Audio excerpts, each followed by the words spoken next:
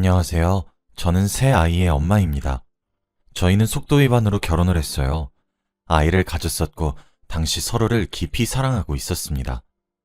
당연히 이미 결혼 얘기가 서로 오가고 있던 상황에 제가 임신을 하게 되었다는 사실을 알게 되었죠. 제 임신은 결혼 선물이 되었고, 저희 양가의 축복 같은 존재였습니다. 더욱 축하를 받았던 이유는 뱃속에 쌍둥이가 임신되어 있었기 때문이에요. 일란성 쌍둥이로 딸아이 2명이었죠. 현재 딸들은 초등학교에 다니고 있습니다. 처음 쌍둥이를 육아를 하고 있었을 때 무척 힘들었어요. 정말 많이 울고 그랬거든요. TV에서 누군가가 그러더군요. 쌍둥이의 육아는 힘든 것이 2배고 행복한 것이 4배로 돌아온다고 말이에요. 정말 그 말 딱 그대로였어요. 쌍둥이를 육아하는 도중에 정말 힘들고 지치는 순간들이 많이 있었지만 그럼에도 불구하고 아이들이 하루가 다르게 쑥쑥 커가는 모습을 보고 있으면 너무 행복했거든요. 저희 부부의 가족 계획도 아이는 2뿐이었기에 만족스러웠기도 했죠. 그런데 어느 날 제가 입맛이 바뀌어 있더군요. 생전 좋아하지도 않았던 생크림 케이크가 먹고 싶어 눈에서 눈물이 나기도 했고 기분이 하루에도 수십 번은 오르락내리락 했습니다. 그리고 제가 원래 아침은 굉장히 가볍게 먹는 식습관을 유지하는데 어느새 보니까 아침에 삼겹살을 구워 먹고 있는 제가 보이더라고요. 마치 쌍둥이를 임신했을 때처럼 말이에요. 머리를 굴려 곰곰이 생각해보는데 저는 한 달에 한 번 하는 마법의 주기가 정말 잘 맞거든요. 그런데 한 달을 아예 걸은 것 같더라고요. 설마 하는 심정으로 약국으로 달려가서 임신 테스트기를 왕창 사왔었죠. 역시나 임신이 맞더라고요. 예상치도 못했고 원했었던 임신은 아니었지만 제 뱃속에서 새로운 생명이 또 자라고 있다는 사실이 문내 감격스럽기까지 했습니다. 딸아이들이 7살이 되었을 때 임신을 했거든요. 남편은 눈물을 흘리며 기뻐했고 딸아이들도 제 주위를 빙글빙글 돌면서 아기는 대체 언제부터 볼 수 있는 거냐며 기대에 찬 눈빛으로 저를 반짝반짝 올려다봤습니다. 정말 행복했죠. 누나가 된다는 사실에 아이들은 남다른 책임감까지 느끼기 시작했어요. 제가 어허, 의젓한 누나는 밥 먹다 중간에 그런 짓 안 하는데? 하면 아이들은 언제 자기들이 말썽을 부리고 말을 안 들었냐는 듯 의젓한 누나를 흉내내려고 노력하곤 했습니다. 아직 젊은 나이라 또 육아를 하는 것에 대해 엄청난 두려움도 없었어요. 쌍둥이까지 제가 길러냈는데 아이 하나쯤이야. 이런 마음이었죠. 양가의 임신 소식을 알렸을 때도 정말 많이 좋아해 주었습니다. 임신 초기에 유산의 위험이 있어 꽤 오랫동안 숨기다가 말을 했었거든요. 심지어 이번에 임신을 하게 된 아이는 남자아이라 양가에서 더 기뻐하셨어요. 원래 남매를 낳아야 한다고 하시면서요. 제 남편은 동네에서도 소문이 자자한 딸 바보의 애처가예요. 제가 임신을 하게 되면서 저를 무슨 유리구슬 다루듯 대하기 시작했죠. 아무래도 임신을 한 상태라 더욱 조심스럽게 저를 대하는 것이 너무 좋아서 일부러 끙끙거려 보기도 하면서 신혼 분위기를 물씬 냈습니다. 딸 쌍둥이는 태동부터 장군감이어서 제가 임신 기간 동안 정말 고생을 많이 했었는데 우리 아들은 벌써부터 엄마 걱정이 태산인 건지 뱃속에서도 그저 얌전하더라고요. 그렇게 뱃속에 아이를 품은 지 10개월이 지나자 출산이 코앞으로 가까워지게 되었고 저는 출산을 위해 입원을 하게 되었습니다. 유도분만을 통해 아이를 자연분만하는 데 성공했고 예쁜 왕자님은 그렇게 제품으로 들어오게 되었죠. 꼬물거리는 손가락부터 저를 쏙 빼닮았더라고요. 어찌나 예쁘던지 눈에 넣어도 아프지 않을 것 같았습니다. 하지만 출산을 하는 도중 제 몸이 너무 많이 상해버렸고 산후조리와 함께 몸조리를 다른 산모들에 비해 조금 오래 하게 되었어요. 남편은 그 사이에 혼자 집에서 쌍둥이들을 케어했죠.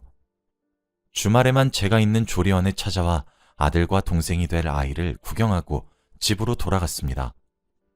그렇게 출산 후 약 한 달을 꼼짝없이 침대에 누워 조리를 했어요. 그리고 조리원을 퇴소해 집으로 돌아왔습니다. 하지만 이미 제게 쌍둥이 딸 아이들이 있었고 그 아이들을 케어하면서 신생아를 동시에 케어하는 것은 정말 지옥 같은 난이도였죠. 사실 딸아이들은 너무 장군감이었고 아들이 너무 순했어요. 누워있는 신생아인 제 아들은 조리원에서도 순하다고 소문이 날 정도였거든요. 사실 아들이 그렇게 순해서 제가 힘들다는 것이 거기서 끝났지. 아들도 예민했으면 정말 정신을 잃었을 정도였죠. 시댁과 친정에서도 제가 너무 많이 힘들어하니까 아이 셋의 육아를 도와주고 싶어 하셨으나 저희 집의 사정을 도와주실 시간적 여유가 양가 모두 없었습니다. 그래서 그 대신으로 저희 집에 시댁과 친정에서 금전적인 지원을 조금 해주셔서 그 돈으로 산후도우미를 부르기로 결정했어요. 경제적으로 돈의 지출은 많아질 수 있겠지만 제가 정말 딱 죽겠다 싶을 정도로 힘이 들어서 제가 먼저 잘못되겠다는 생각이 들 정도였거든요. 그래서 저희는 지인들에게 추천받은 산후도우미 업체에 연락을 했고 저희 집에 산후도우미가 오게 되었습니다. 저희가 고용한 산후도우미는 산모와 신생아를 케어하고 저희 집 가사를 지원해주는 서비스였어요. 물론 비용은 꽤 많이 비쌌습니다. 비용이 많이 비싸 오랜 시간을 부를 순 없었지만 그래도 그 도움을 주시는 몇 시간 동안은 제가 숨통이 트이니까 해볼만 했죠. 그렇게 시간이 흘렀어요. 아들이 태어났을 때 딸아이들은 초등학교에 갓 입학을 했었던 때였죠. 아이를 출산을 한 후에도 의사 선생님께서는 저는 자주 걷는 운동을 하셔야 한다고 추천을 해서 쌍둥이들의 등하교를 제가 손을 잡고 데려다 주었다가 데리러 가는 식으로 나름 생활형 운동을 하고 있었거든요. 여느 때와 다름없이 딸아이들의 손을 양손에 하나씩 잡고 아이들을 학교에 데려다 주러 가는 길이었죠.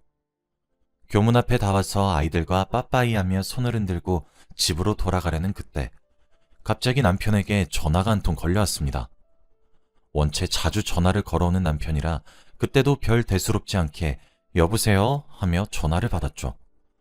그런데 전화기 너머 들리는 남편의 목소리는 다급해 보였고 횡설수설해 보였습니다. 저도 덩달아 마음이 조급해졌고 남편을 다그치며 설명을 요구했어요. 그런데 세상에 남편에게 들려왔던 전화 속 진실은 정말 끔찍한 수준이었습니다. 사실 저희 부부는 집에 가정용 CCTV가 거실과 아이들의 공부방에 설치가 되어 있어요. 저희 남편의 딸 사랑이 만들어낸 것이죠. 아무래도 아이가 둘인지라 저는 임신 후 결혼과 동시에 직장을 그만두고 가정주부로 전향을 했습니다. 저희 부부 둘 다 아이를 키우는 데 있어 최대한 부모 손에서 아이를 기르자는 것이 육아 신념이어서 합의가 된 사항이었죠. 하지만 남편의 외벌이로 저희 식구를 건사하기 위해서는 남편이 정말 열심히 일을 해야 했어요. 야근 수당을 받기 위해 야근을 자처해야 할 정도였죠.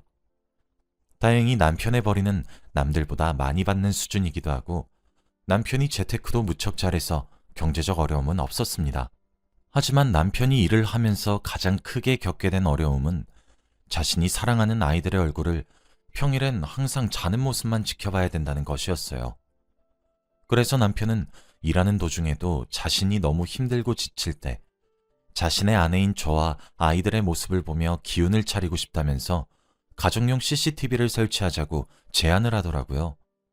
그리고 저도 아이들의 안정상 문제로 설치하는 것이 좋을 것 같다는 생각에 동의했습니다. 그런데 그때 남편은 출근을 하고 난 뒤 회의를 앞두고 저와 아들을 보고 싶어 가정용 CCTV를 휴대폰으로 켰다고 해요. 하지만 저는 온데간데 없어서 우리 딸내미들 학교에 데려다 주고 벌써 도우미가 오셨구나 라고 생각을 하고 있던 찰나에 산후도우미 모습을 보았다고 합니다.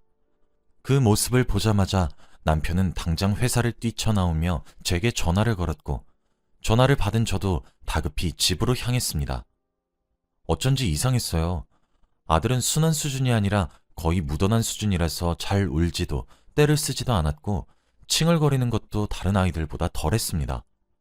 처음엔 발달이 늦은 것은 아닌가 걱정했었는데 타고난 천성이 순하다고 하시더라고요. 조리원에서도 저희 아들이 가장 수월하다고 할 정도였으니 말 다 했겠죠. 그런데 그런 아들이 도우미를 부르고 난 뒤부터 시도 때도 없이 자지러지는 울음을 터뜨리기도 하고 투정을 부리기 시작해서 저도 많이 당황스러웠었거든요. 이미 산후도우미가 오기 시작한 지 일주일도 넘게 흐른 상태에서 남편이 우연한 기회로 보게 된 것이었어요. 다급히 집으로 뛰어가듯 들어갔습니다. 그랬더니 도우미는 오늘은 빨리 돌아오셨네요? 라고 아무렇지 않게 우는 아이를 어르고 있더라고요. 제가 도착하고 몇 분 지나지 않아 남편도 다급히 집으로 뛰어들어왔죠. 저는 도우미로부터 제 아이를 바로 뺏어들어 제가 안았어요. 남편은 머리끝까지 화가 나 있었고 저는 눈물밖에 나오지 않았죠. 남편은 가정용 CCTV가 거실에 달려 있었다는 사실을 밝히면서 방금 도우미인 당신이 하고 있었던 모든 사실을 알고 왔다며 경찰을 부르겠다고 화를 내기 시작했어요. 저희 남편이 저와 아이들에겐 정말 다정하고 큰 소리 한번 내지 않지만 진짜 무서운 사람이거든요. 경찰을 부르기 위해 남편이 전화기를 꺼내들자 도우미는 바로 다급히 무릎을 꿇고 빌기 시작했어요. 사장님, 사모님, 한 번만 용서해 주세요. 대신 지금까지 결제하신 금액 전액 환불해드리고 그 기간 동안 도우미는 공짜로 해드릴게요. 네? 제가 정말 미쳤나봐요. 정말 죄송해요. 라며 머리를 쿵쿵 바닥에 찌우며 저희에게 싹싹 빌기 시작했고 남편은 그런 도우미를 저희 집안에서 무식하게 끌어냈습니다. 놀란 가슴을 진정시킨 뒤 아이를 병원에 데리고 가서 진료를 했어요. 엑스레이도 찍고 할 수 있는 검진이란 검진은 다 한 것 같습니다. 신생아는 머리뼈도 덜 붙은 상태라 혹시 뇌에 손상이라도 가면 어떡하는 것인지 나는 엄마의 자격이 있는 것인가 싶어 진짜 억장이 무너져 내렸고 스스로를 자책만 했어요. 저와 남편은 집으로 돌아왔습니다. 속에서 천불이 나더군요. 어차피 저희가 현재 도우미를 부르기 시작한 지 일주일이 조금 넘었지만 그간의 영상들이 다 녹화가 되어 있었기 때문에 저와 남편은 컴퓨터로 영상들을 보기 시작했습니다. 정말 그동안 아무것도 몰랐던 저와 남편은 아들에게 얼마나 죄스러웠는지 몰라요. 도우미는 제가 아이들을 등교시켰던 그 순간이나 제가 아이를 도우미에게 맡기고 방으로 들어가 낮잠을 자는 순간처럼 제가 아이 곁을 비웠을 때엔 무슨 인형이나 짐짝을 다루듯이 다뤘더군요. 저는 차마 끝까지 녹화된 영상을 볼 수 없었어요. 가슴이 찢어지는 마음이 딱 이런 기분이구나 싶었습니다. 저희는 당장 그 악마도 고개를 저을 도우미를 고소하기로 했어요. 가정용 CCTV가 이렇게 도움이 된다니 좋은 건지 나쁜 건지 알 수가 없었죠. 남편은 바로 회사의 사정을 얘기한 후 연차를 냈습니다. 다음 날이 되었죠. 제가 정말 기가 막혔던 이유가 뭔지 아십니까? 선물용 과일 세트를 하나 사서 저희 집 초인종을 누른 도우미 얼굴 때문이었습니다. 저는 어이가 없었고 문을 열지 않으려고 했지만 남편은 괜찮다는 듯 제 어깨를 두어 번 토닥이고는 문을 열어주었어요. 도우미는 그깟 것들의 사과의 선물이라며 저희에게 제발 받아달라고 허리를 숙였고 한 번만 봐달라고 싹싹 빌기 시작했습니다. 솔직히 진짜 한 대 치고 싶었어요. 제가 몸이 성했다면, 아이를 안고 있지 않았다면 분명 뺨을 내려쳤을 겁니다.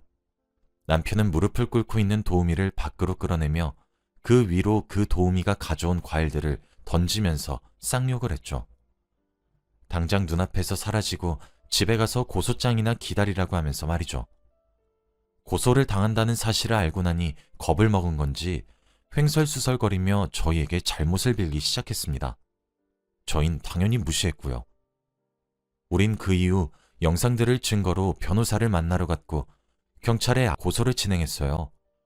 그리고 정신적 피해 보상까지 민사로 소송을 신청했습니다.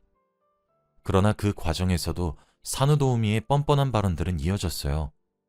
아이를 재우는 과정에서 모션이 과했었던 것은 아이가 자꾸 울며 보채서 달래는 과정에서 그렇게 표현된 것이라는 등 억울하다며 발뺌을 하더니 결국 동영상들이 전부 밝혀지고 나서야 스스로 인정하기 시작하더군요. 이유가 뭐냐고 묻는 질문에 도우미는 뻔뻔하게 이렇게 대답했어요. 너무 시끄러워서 스트레스를 받아서 그랬던 겁니다. 정말 죄송해요. 라고요. 결국 도우미는 법의 심판을 따르게 되었습니다. 제가 정말 어이가 없었던 점은 그 산후도우미도 집에 자식이 저희 집처럼 셋이나 있는 사람이었기 때문이에요.